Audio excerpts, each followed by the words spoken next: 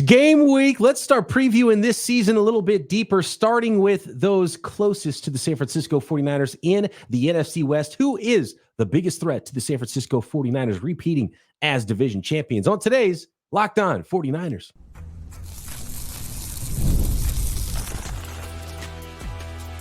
You are Locked On 49ers, your daily San Francisco 49ers podcast, part of the Locked On Podcast Network, your team every day. Welcome to Locked On 49ers. Brian Peacock and Eric Crocker at BD Peacock at Crocky209. Thanks everybody for making us your first listen right here on the Locked On Podcast Network, your team every day. We appreciate all of our everydayers out there that are subscribed up on YouTube or wherever you are listening to this podcast. If you are a first timer, welcome to you all as well. We appreciate you, and make sure you are subscribed up. And follow me and Crocky. And so you are here with us every day as we march through the 2024 season. Today's episode of Locked On 49ers brought to you by Gametime. Download the Gametime app, create an account, and use code Locked On NFL for $20 off your first purchase. Terms apply. Download Gametime today. What time is it? Game time. It is game time, Croc. It's game week. We're getting there. We gotta wait an extra day. I don't know if I'd probably rather have the Thursday nighter than the Monday nighter opening week, just to that extra little bit. It's like waiting to the day after Christmas before you can open your presents. But it's gonna be a fun week. We're gonna have it all broken down for you. We're gonna have a crossover with John Butchko, the host of Locked On Jets. We're gonna be previewing what to watch for in this week one football game. Of course, Trent Williams watch is now where all eyes are since the signing of wide receiver Brandon Ayuk now. But let's take a look at the teams that we're going to see twice this year in the NFC West, Croc, and start there. And let's just answer the biggest question first. Who is the biggest threat to the 49ers in the NFC West in your mind? I think it starts and ends with the Los Angeles Rams, the team that plays at Levi South.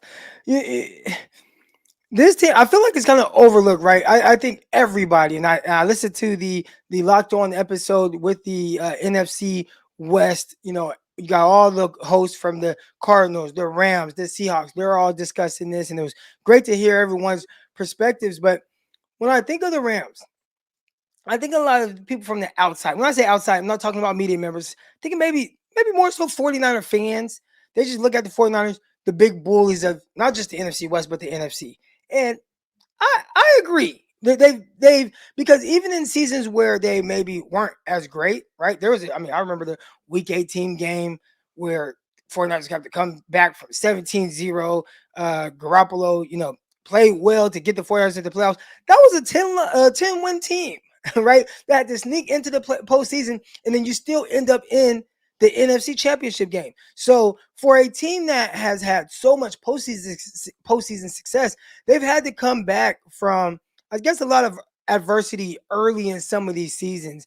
And I think because of that, people kind of gloss over that, hey, there are some other teams in this division that have played some decent football. The Arizona Cardinals, I know we'll get to them, but they've maybe dealt with a little bit too many injuries at the most important position and maybe lacked the coaching. Well, a team that hasn't lacked coaching is definitely the LA Rams. And as long as they are healthy, right, and we're going to talk a lot about Matthew Stafford and what he means to the Rams offense and what he's been for them, they're going to go as he goes as long as they can kind of stay even relatively healthy. You got Cooper Kupp. Last 2 years, he's missed a lot of games. Obviously, there's Puka Nacua, but they are relying a lot on their pass catchers to keep him in the mix of things. So I'm excited to see how they look without Aaron Donald on that defensive side of the ball. But a Sean McVay-led team, a guy who has missed the playoffs, maybe once in his entire time coaching the Rams. You talk about a team that can potentially knock off the 49ers. I don't see how you name anyone but the Los Angeles Rams. I always talk about, Croc, how the most important thing you can have for your NFL franchise is that marriage of coach and quarterback. And Sean McVay and Matthew Stafford are really good. And you know what you're going to get from those guys as long as Stafford is healthy. But Stafford's arm really feels like it's hanging on it with a string at this point in his career. And they lost the best player on their team who's even better than Matthew Stafford. That's Aaron Donald.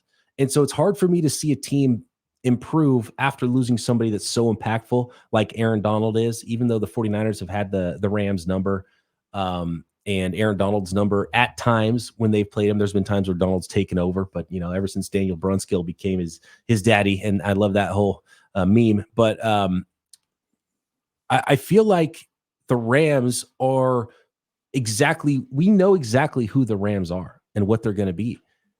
And that's why they're not the biggest threat to me, because I already know the 49ers are better than them. And I know what they are going to be. They're going to be a good team. They're going to be well coached. Matthew Stafford's going to deal if he is healthy. They've got playmakers on offense. I think they've got, it's better than the no-name defense than we thought was entering last season. And they've added to that a couple more first-round picks. But Croc, this is what I brought up in the NFC West preview episode with all the other hosts earlier last week, was that you can't play 12 guys on defense. They drafted a first and second round pick. You can't play both. You can't replace Aaron Donald with two people. And so good luck putting Braden Fisk out there and trying to stop the run, because we did our pre-draft. We were like, hey, nope, I'm out on Braden Fisk as that late first round pick because I don't think he can stop the run. And I saw the Rams draft and was like, well, I know which direction Kyle Shanahan's going to run, especially if Big 71, right, is at left tackle. And the guy lining up in front of him is the guy that we saw as a liability against the run, and he's lined up out there.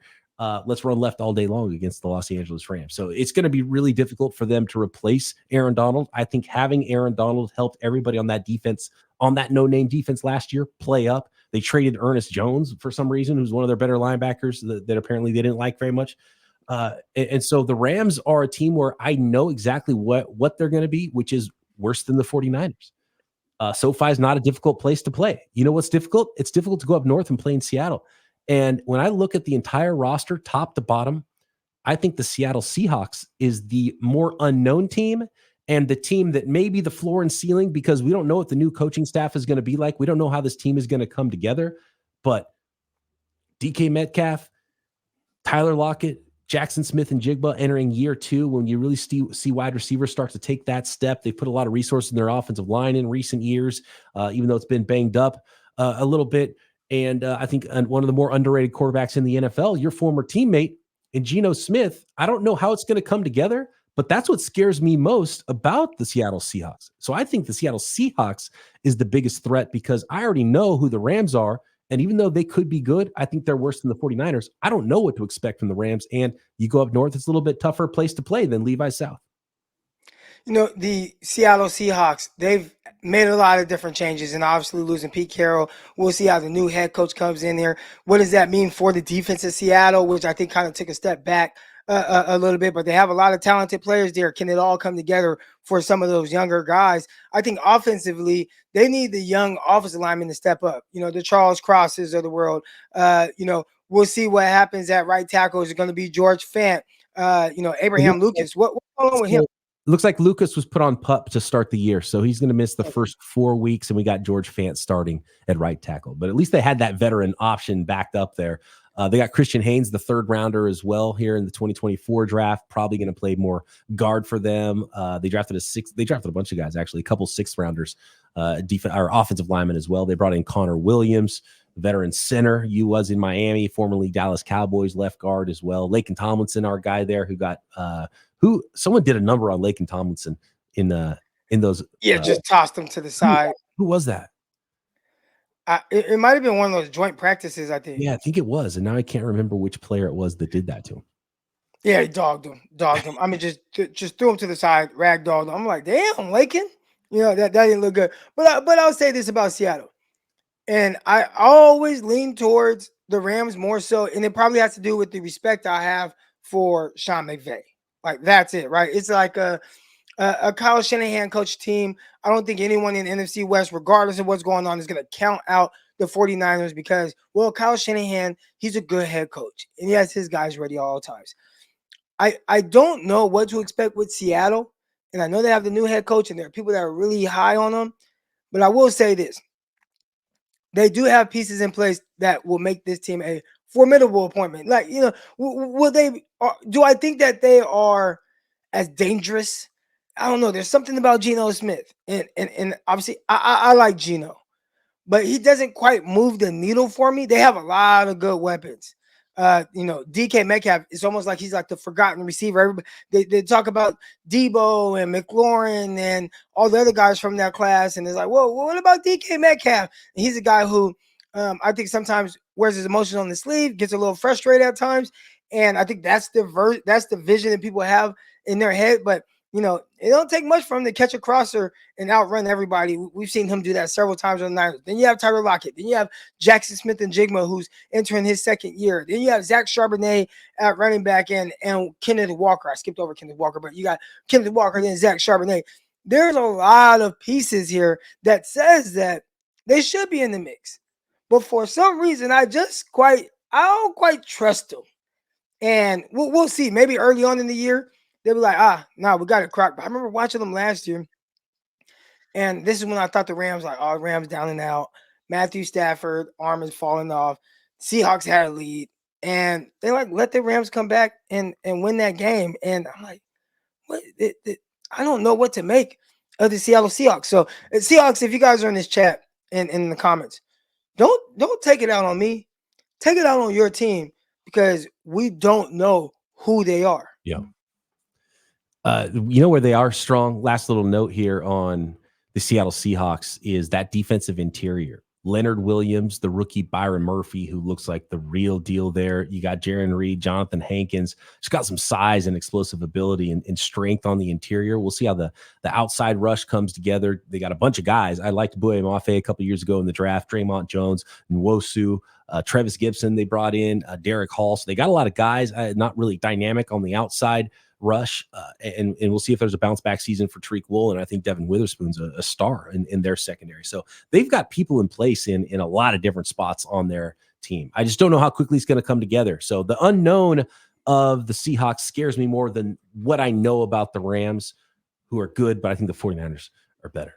But there's a team, Croc, we got to talk about next that is more unknown, and I'm not worried about them in 2024, but 2025, 2026, the Arizona Cardinals or a very interesting rebuild right now. Let's get into that team next and some more predictions about the NFC West in 2024 next.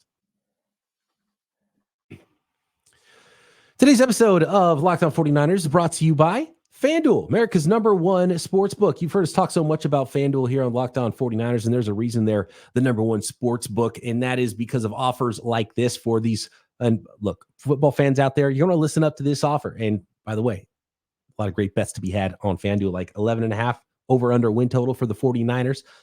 The next closest team in the West is 8.5 for both the Rams and the Seattle Seahawks. So even the FanDuel odds makers think that the 49ers are very much the cream of the crop here in the NFC West. But now through September 22nd, all FanDuel customers can bet $5 and get a 3-week free trial of NFL Sunday Ticket from YouTube and YouTube TV. Then with a YouTube TV base plan, you'll be able to watch every regular season Sunday afternoon out-of-market game. All you need is a Google account and a current form of payment. You can cancel at any time. Just visit FanDuel.com to download America's #1 sportsbook. That is FanDuel.com.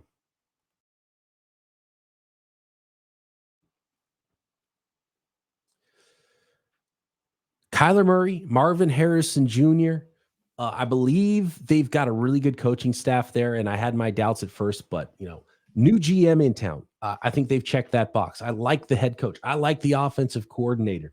I think they looked like a team that could start to compete maybe somewhat soon, maybe second half of 2024 with a healthy Kyler Murray and the top non-quarterback in the 2024 NFL draft in Marvin Harrison Jr.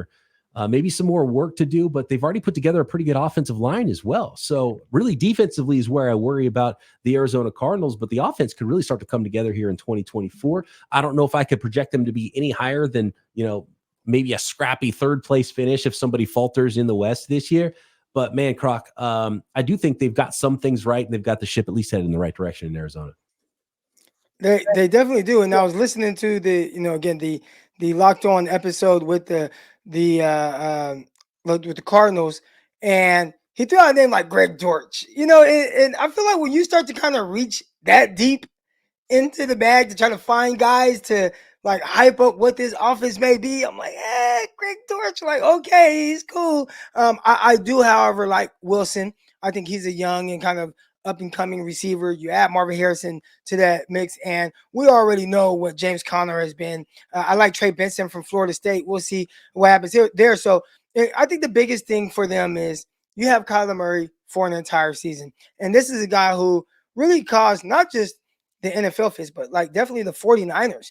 It wasn't too long ago that was a team that started the season 8-0, right, with Kyler Murray at quarterback. Since then, it's been weird, lost his head coach, got banged up, had to recover from an injury. It hasn't been great, but an entire healthy offseason, you add the weapon like Marvin Harrison Jr., got this coaching staff in here. What will it look like for a whole year? Because towards the second half of last year, they weren't playing bad football. That was a team that was like, hey, we're trying to build something here. So, defensively, we'll see, if some of these guys can really come together. Budda Baker, it almost feels like on the back end, like, is he doing everything on his own? I know they added Sean Murphy-Bunting, and, I don't know if there's enough there on defense. And we've seen what happens no matter how talented your quarterback is. If everything is on the quarterback, things get a little weird. If everything is on the offense in general. Heck, I saw somebody talk about, got my USC Trojan shirt on, had the jersey on yesterday, shirt on today. But they were like, hey, this quarterback Moss, like, can he do something that Caleb Williams couldn't do last year and lead this team to the playoffs? And it's like, well, they gave up 40 points a game last year on defense. Like, you're not going to the college football playoffs doing that. For the Arizona Cardinals, you can have an extremely talented quarterback like they do with Kyler Murray. But will this defense be a defense that really kind of pulls everything together? I actually don't have a whole lot of questions about the offense outside of them hyping up Greg Dortch.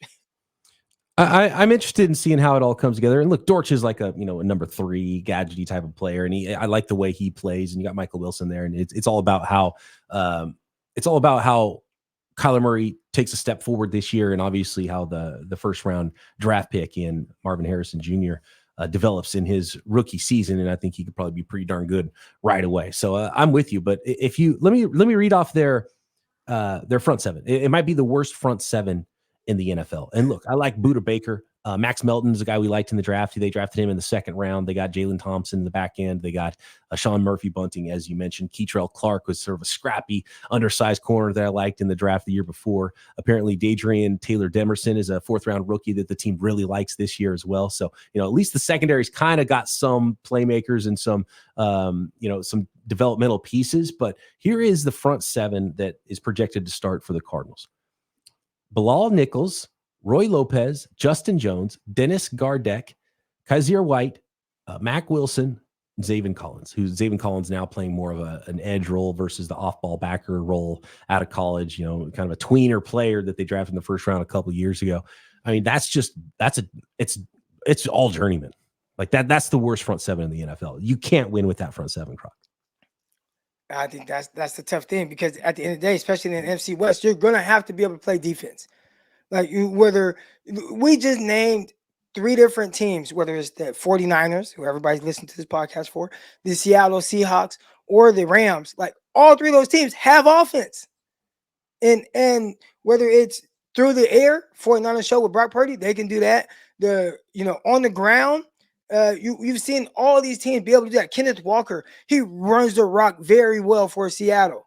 If you can't defend all levels of the field in the NFC West, you're going to be in trouble. And again, we'll see. There's always that team that's like worst to first. So it can happen, but they got to answer a lot of questions. And it's going to start with that defense. And a lot of times you see it coming, right? The Seattle Seahawks. Right now we're talking about them, and it's like, I think the Rams are the biggest threat. You thought Seattle. Like, we can see Seattle potentially coming. And if things just click with this new head coach and the defense is going crazy and you have all those weapons on offense, you can end up being first in the NFC West. You stay relatively healthy. Like, those things can happen. With Arizona, it's like, we don't know what to expect. One, from your offense, even though you have a talented quarterback. But then, man, once you get to that defense, how will they do against all these NFC West opponents? I would say, Arizona Cardinal fans, like, how optimistic are y'all that your defense can do a great job two times versus all of these teams that, we're gonna ball out and we'll be able to win this division. I have a hard time seeing that. I think most fans know that, especially those fans that listen to Alex Clancy and Locked On Cardinals. We always have a good time talking with him, and he knows where that team is. And if anything, he's still mad at the old regime for doing what they did to this roster to make the new regime have to have a more difficult rebuild. And it sucks for them because the two of the younger players on the defensive side of the ball that they would probably have liked to see develop this year are starting injured. Our guy, Darius Robinson, the Cardinals had 2 first-round picks. So Darius Robinson, big defensive end in the draft out of Missouri. They drafted him late round 1. He's on IR to start the season, probably will return, though, luckily. And then BJ Ojulari, their most loose outside speed pass rusher they drafted last year in the second round, he's on IR to start the year as well. So even the developmental types on that defensive front seven aren't in there for the Cardinals. So we'll see. Second half of the year, we'll see if they're scrappy, but it's hard to project them to be anything more than probably in the cellar. But maybe the arrow pointed in the right direction for the Arizona Cardinals. So you still, that's what you're looking for. You're like, okay, offensively. Yeah. Marvin Harrison, does he look like the real deal? Let's go. And then let's keep going. And they're going to draft some kind of a defensive lineman next year. I'm guessing in the top 10. So I do like Darius Robinson. Like, that was my draft crush. So if Cardinal fans, you guys are out there and you're like, what are these guys? They're just killing the Cardinals. I do like Darius Robinson. And Melton. We like all their first couple of picks, right?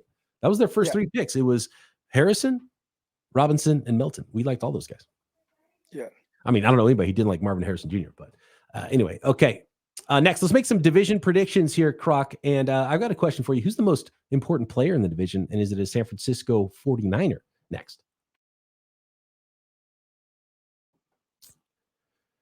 Today's episode of Locked On 49ers brought to you by Gametime, and the Gametime app is the place to go for tickets, and especially those last-minute tickets where you can save up to 60% on last-minute tickets to NFL games, college football games, Major League Baseball games, NHL and hockey when those leagues start back up again. Of course, concerts and comedy shows, any theater events near you can find them at Gametime. And now Gametime has a new feature called Gametime Picks that makes getting tickets for your favorite live events even easier. Gametime Picks filters out the fluff to show you only incredible deals on great seats so you don't have to waste time searching through thousands of tickets.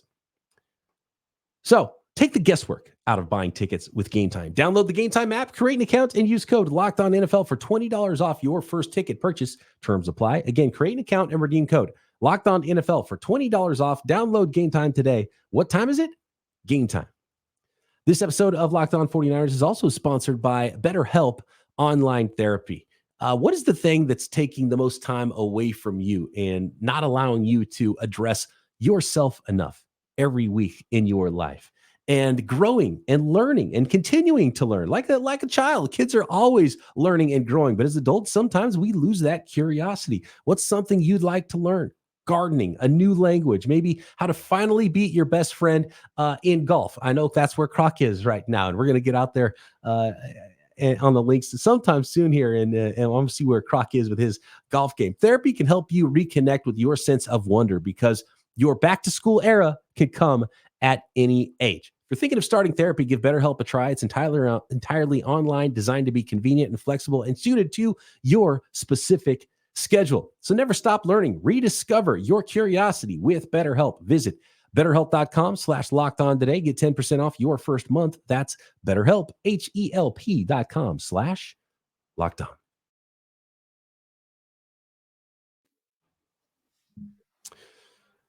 Who's the most, 2 separate questions, MVP of the division and most important player in the division? Because I think they're different. And I think because of what we talked about with the Rams, Matthew Stafford is the most important player in the division because that's a team that could draft top 5 if Matthew Stafford's shoulder or elbow, I can't remember, maybe it's both, blow up. Might get to see a lot of Jimmy G after his 2-game suspension because I don't think, what's his name, Stetson Bennett is the guy there for them either. Who knows? But beyond that, like Matthew Stafford, if the Rams win the division, how is he not the MVP too? So that's why I think Matthew Stafford's probably the most single important because I think more hinges upon him than all the 49ers stars, right? You talk about Brandon Ayuk. You lose Brandon Ayuk, you're still a really good team. You lose Christian McCaffrey, you'll be able to run the ball still. And of course, you've got all these other weapons on the outside. I think so much is on the shoulders of Matthew Stafford. He's kind of my most important player in the division. I don't know if he's my pick for MVP, though, because I don't think the Rams, as I mentioned, are going to go win the division or anything like that.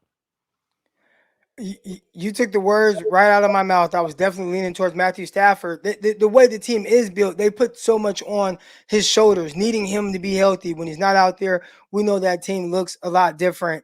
And you'll just see a drastic drop off. I started to think about other teams, right? You think of Kyler Murray, but how much expectations do the Cardinals have? So I feel like if your team doesn't have high expectations, can you really kind of make him the most important player in this division? When you look at, Seattle, we've already talked about Geno Smith and not really knowing, how much. If you told me there was a quarterback battle going on, I would believe you. And then when I look at the 49ers, even if this team is so well built, if they lose Brock Purdy, I think you lose some efficiency. I think, obviously you take a step back, but how big of a step back, right? And you get Dobbs in there. Can Dobbs win games and kind of keep teams afloat? You'd hope so with the supporting cast that the 49ers have. So because of that, I feel like the Rams, who people have high expectations for, I've seen some people picking them to win the NFC West outright, like not even saying they're a threat to the 49ers, just, hey, that's the team I'm picking to win the NFC West. If he gets hurt, like that is catastrophic to that entire team. So I would say he has to be the most important player in the NFC West. As far as MVP goes, I mean, I'm going with my repeat, right? It's got to be Christian McCaffrey. And he just does so much. I've talked about this with the Brandon Ayuk conversation. Like, well, when Kyle Shanahan lays his head down at night, who is he thinking about, or how many guys is he thinking about before he gets to Brandon Ayuk? Well, when you throw Christian McCaffrey's name out there, it starts and ends with Christian McCaffrey. I think the offense, the different ways that Kyle is able to utilize him, we know he's going to get his touches, whether it's turning around, handing the ball off to him, whether it's catching the ball out of the backfield, running routes, Throwing from touchdowns. the slot, throwing touchdowns. We saw that, in the Super Bowl. So, we saw him catch a touchdown in the Super Bowl, but we see him throw. They do so much with him. He's going to get so much touches. He's going to be another guy who, there's a reason why he's going like number one in most fantasy leagues. He has to be the MVP. And if he's not, it's just because, oh man, he got banged up. So I was going to pick Nick Bosa as my MVP for the NFC West and for the 49ers team this year. I think he's set up, he doesn't have the holdout this year. It's going to slow him down to start. But then I saw one picture that changed my mind, Croc. You know who the MVP is going to be of not only the 49ers, but the division and maybe the NFL this year? Look at this photo. If you're watching on YouTube, you see the photo and it's from a party. It's Kyle Shanahan that looks like he's had his fair share of imbibement with a white suit on, and he's standing right next to Brandon Ayuk and Deebo Samuel. And you know what all three of these guys are going to do? They are going to make life great for Brock Purdy. And Brock Purdy's my guy. He's going to win it this year. He got votes split. Wait. So you said all that? I thought you were going with Kyle Shanahan. No, you said all that to go with Brock. You look at all three of those guys. Who benefits from those three guys? Brock Purdy benefits from those three guys. So they're going to help him get there. And Brock Purdy's going to go crazy this year.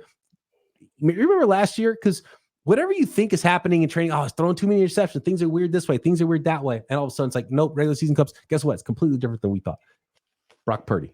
He's not going to be throwing interceptions. He's going to be throwing touchdowns to those guys and masterminding by one Kyle Shanahan. So I'm going with Brock Purdy. All right, man, just judging off that picture alone, that's a scary picture. And they didn't even have George Kittle. Where's George Kittle at? Where is Brock Purdy at? Now, I saw Brock Purdy. I think he threw a party of his own. That's a weird thing. Because, again, the text message I got was, there's the 49ers are having a party that night. That's where everybody was going. Some kind of roster party, whatever it is. And you see some of the guys there. But then I also saw that there were a bunch of guys eating at Brock Purdy's house.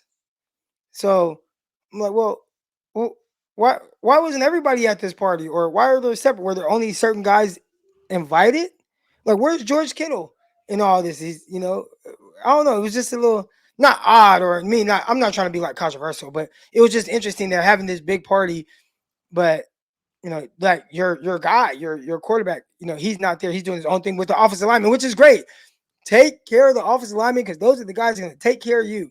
But it was just interesting to not see certain people there. Like, I didn't see a picture of Christian McCaffrey with Kyle and Debo and Ayuk. Which party was Trent Williams at? Was he at Brock's? Or was it neither? Trent Williams at his own party out in like Houston, Texas, or wherever he's at. I hope he's running sprints. I hope he's at least, smacking other defensive linemen around in some practice facility somewhere, because if he signs this week, he needs to be ready to go for week 1. And I'm not so certain. I think he's affected right now. I think he's absolutely. I think it's already. Trent Williams' season is already affected by this holdout, right? Knowing what it was like for Nick Bosa, and we know how good a shape Nick Bosa keeps himself in. But on top of that, you can't rotate in like you can on defensive line, as a wide receiver. If Brandon Ayuk's maybe only running 70% of his routes instead of 100, you're gonna rotate in offensive tackles. I don't know. You think this thing gets done by Wednesday? Because Wednesday technically is the first practice of the week. Yeah, the first practice, because Tuesday's off day, right? So Wednesday to get ready for. Or no, it's a different week because it's Monday night week, right? So usually first practice Tuesday and Mondays are off, or Tuesday's usually off. I forget now. I don't know about Monday. You know what though? You brought up something earlier, and you were like, "Man, you rather watch the Thursday night game." I don't like opening week because the 49ers have done this before. I think it was like the Chip Kelly era where they played like Minnesota Vikings on like that Monday opening night. I'd rather watch them Sunday night. I don't want to wait.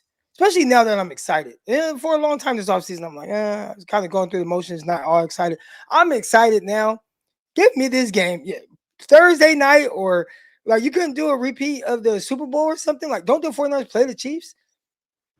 We couldn't get that, or you don't want to do it that early. You kind of want to wait a little bit. Yeah. When for the rematch. I kind of like the Ravens Chiefs. I mean, I think that is a pretty good way to start the season. So I don't dislike not that. mad at it.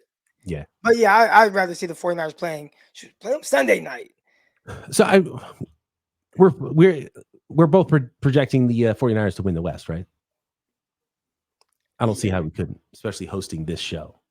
It'd be a hot take if one of us didn't. I mean, FanDuel's got them three wins ahead of anybody in the division. I don't think there's any divisions that are maybe the AFC West as well. In fact, the biggest anyone that's picking a team other than the 49ers, as far as people that involved in Seattle Seahawks, the Cardinals, like those, I would say it would be a little interesting. You'd have to try to talk yourself into someone else winning. You better be getting some serious odds too, because clearly the 49ers are the favorite. They should win, and they will win the NFC. That's a big part. Now betting, if you were to say, hey, if you want to go with the betting odds and you want to pick the Rams, I understand that. Like you don't want to pick the 49ers. They're favorites. I mean, what is it? Plus 300 or something crazy like that. Like, you don't want that. Or they'll be minus 300. 49ers will probably be like minus 300. What are they? Are you looking that up? I'm not looking at it right now, no. But they'll be like minus 300, something like. You're not going to make any money off them. But you take a team like Seattle Seahawks, say, hey, I don't know, but you get them at plus 600. Throw a couple $100 at it. All right, I'll wait the year to collect that $1,200 at the end of the year if it goes through. Like those are the bets that make the most sense.